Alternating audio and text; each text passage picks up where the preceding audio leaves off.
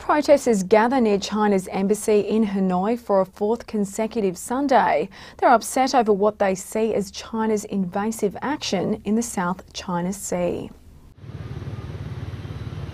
A group of people gather in a park in front of the Chinese embassy in Hanoi for the fourth consecutive Sunday to protest against what they see as China's invasive action in the South China Sea. The crowd was told to move along by the police and walked peacefully toward the centre of Hanoi, waving flags. The protesters sang patriotic songs and chanted slogans like "The Spratlys and Paracels belong to Vietnam," a reference to disputed islands in the South China Sea.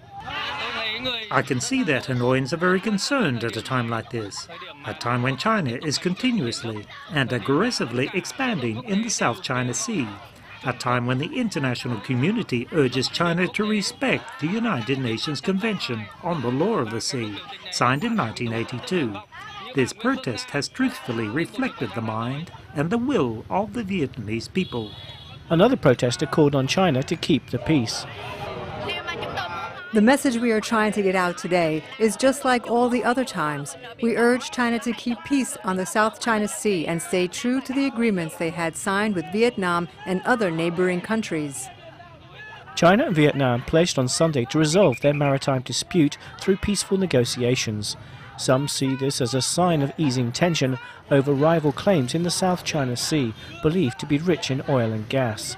Relations between the old rivals have been strained over the past month because of a flare-up in the long-standing disagreement over sovereignty in the South China Sea. China and Vietnam have traded accusations over what each sees as intrusions into its waters.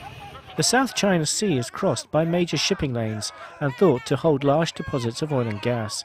The latest spell of tension began last month when Hanoi said Chinese boats had harassed a Vietnamese oil exploration ship. According to Beijing, Vietnamese oil and gas exploration undermines its rights in the South China Sea. The two sides have conducted independent naval exercises, but analysts say neither has an interest in pushing the dispute to the brink of violence.